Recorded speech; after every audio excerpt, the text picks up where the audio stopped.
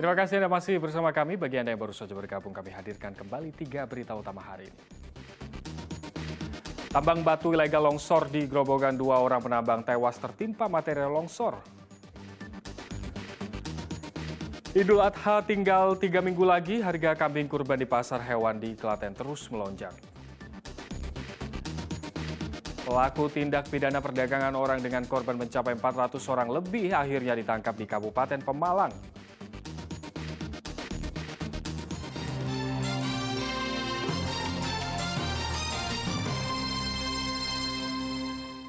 Tambang batu di Grobogan longsor dan menewaskan 2 orang penambang. Kedua korban meninggal dunia akibat tertimpa reruntuhan batu longsor.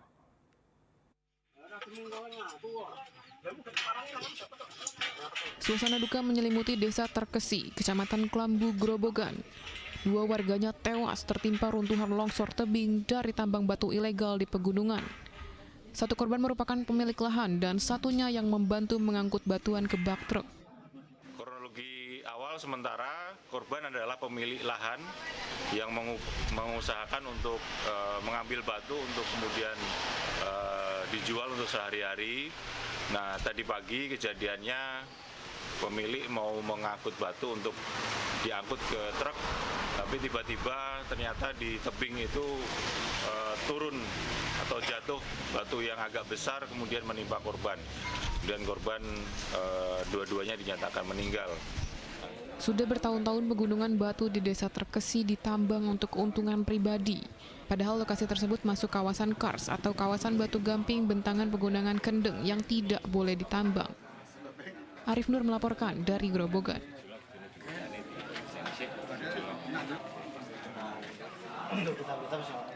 Pelaku tindak pidana perdagangan orang dengan korban mencapai lebih dari 400 orang akhirnya ditangkap. Pelaku adalah Direktur Utama sebuah perusahaan penyalur tenaga kerja ilegal yang bertempat di Kabupaten Pemalang.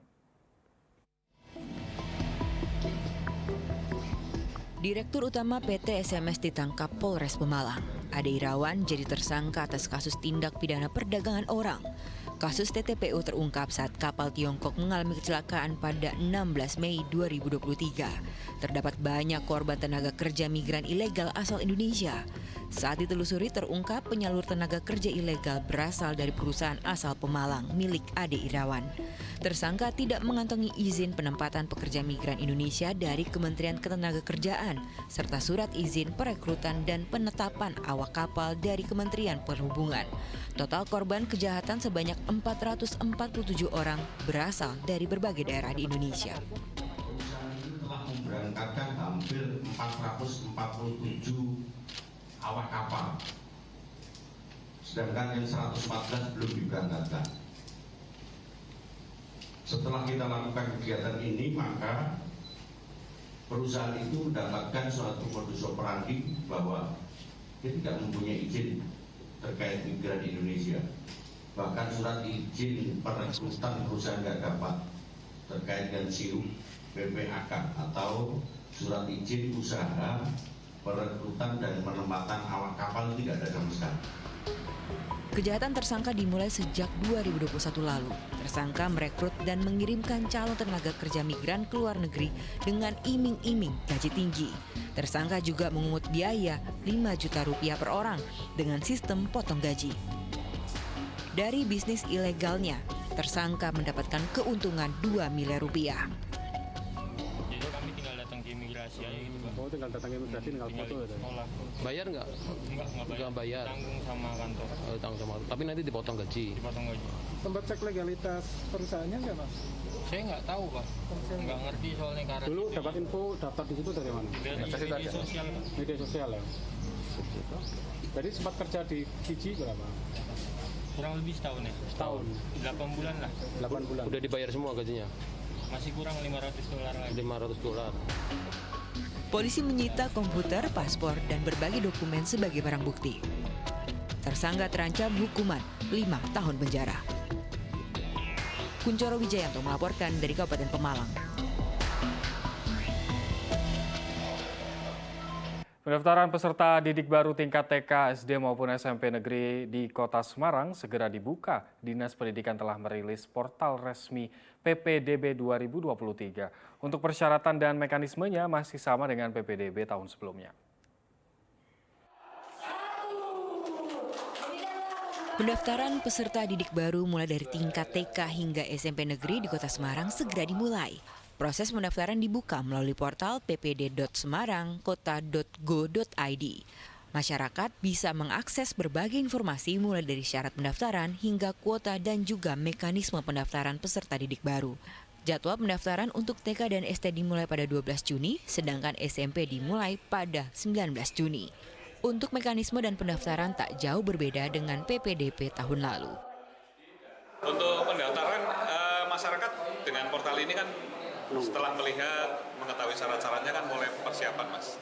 Ya, mulai persiapan, ya dicek-cek dulu, diverifikasi dulu. Nanti ketika tanggal 9 sudah langsung masuk. Ketua Dewan Pendidikan Kota Semarang berharap PPDB tahun ini dapat berjalan lancar. Mudah-mudahan tahun ini tidak ada kendala, semua bisa dilakukan yang sebaik-baiknya. Dan pemerintah kota melalui kecamatan juga ngecek sampai ke RT kalau ada anak yang tidak sekolah, ini harus sekolah. Ini dilakukan oleh seluruh aparat pemerintah kota, tidak hanya pendidikan ini. Masyarakat diharapkan aktif mencari informasi terkait penyelenggaraan PPDB tahun 2023 agar tidak kebingungan saat mendaftar secara daring. Ali Mustafirin melaporkan dari Kota Semarang. Dampak pembangunan tol Semarang-Demak dapat perhatian Komisi di DPRD Kota Semarang, mulai dari potensi hilangnya mata pencaharian nelayan, penambak, dan pedagang kaki lima. Dampak sosial proyek tol Semarang-Demak dibawa dalam rapat di Komisi di DPRD Kota Semarang. Dalam audiensi dengan pelaksana proyek tol Semarang-Demak di lapangan, anggota DPRD menanyakan skema penanganan dampak sosial di kawasan Trimulyo, Kecamatan Genuk, Kota Semarang. Tol dengan biaya pembangunan 15,3 triliun rupiah itu telah memutus akses nelayan dan menghilangkan sejumlah tambak. PKL juga kehilangan tempat berjualan. Komisi D DPRD Kota Semarang memastikan semua dampak dari pembangunan tol segera ditangani. Kalau kita dari Komisi D di bidang kesra itu tentunya yang kita soroti terkait dampak-dampak sosial. Dampak-dampak sosial ini yang kita ingin melihat sejauh mana penanganan yang sudah dilakukan. Dampak sosial lagi adalah para nelayan yang berada di tadi blok ini. Ya, tambak lorok ini kan akhirnya mereka tidak bisa melaut ya, karena terhalang tanggul laut nanti. Ya, nanti tanggul laut ini sudah kita mau lihat, terus berarti kita harapkan mereka yang berprofesi nelayan harus alih profesi. Sementara itu, Kepala Satker Jalan Tol Semarang-Demak mengatakan pihaknya masih fokus pada pembebasan lahan dan pembangunan tol yang diperkirakan selesai pada 2026. Sehingga kita percepat, mungkin nanti bisa segera kita mulai di sekitar bulan September untuk 1B 1C bisa optimal. Dan situ nanti kira-kira pikiran 30 bulan lagi setelah bulan Oktober nanti selesai atau sekitar tahun 2020. Jalan tol Semarang-Demak Seksi 1 Sayung Semarang diproyeksikan akan terintegrasi sebagai tanggul laut dengan panjang 10,64 km. Ali Muftagirin melaporkan dari Kota Semarang. Seorang ibu rumah tangga di Kota Semarang membuat makanan asal Italia untuk menambah penghasilan. Ya, Feni Murdianti memproduksi pizza rumahan yang ia produksi di dapur rumahnya. Tak disangka, dalam sehari Feni bisa mendapat omset nyaris 1 juta rupiah. Beralih status dari buruh pabrik jadi ibu rumah tangga tak membuat Feni Murdianti berdiam diri. Agar tetap memiliki penghasilan, ibu satu anak ini memutuskan untuk buka usaha pizza rumahan. Dengan hanya memanfaatkan dapur rumahnya, setiap hari Feni sibuk membuat pizza. Pizza buatan Feni cukup berbeda dengan pizza pada umumnya. Makanan asal Italia itu dibuat lebih empuk dan lembut dengan cita rasa yang menarik. Namun dibutuhkan waktu 1 tahun untuk mendapatkan resep yang pas untuk pizza rumahan. Untuk topping pizzanya, Feni menyediakan 16 topping, mulai dari sosis, daging cincang, jagung, keju, dan masih banyak lagi topping lainnya. Awalnya bikin pertama itu ya gagal, mantap. Terus akhirnya saya itu tidak menyerah, saya tetap mencoba, terus mencoba, sama beli alat-alat, dan tak coba lagi, akhirnya tak coba enak, tak suruh nyicipin adik, ibu, sama tetangga sebelah, katanya pisahnya enak.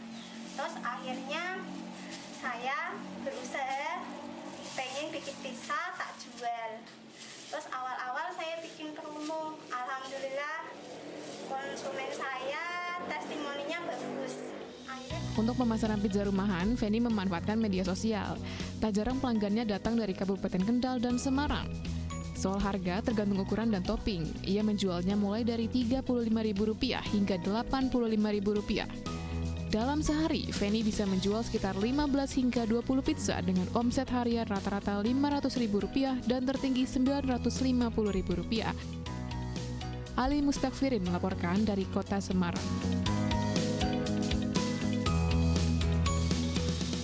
Informasi tadi sekaligus mengakhiri jumpa kita hari ini. Atas nama rekan yang bertugas, saya Ilham Ardiansyah. Terima kasih atas kebersamaan Anda, selamat beraktivitas dan sampai jumpa.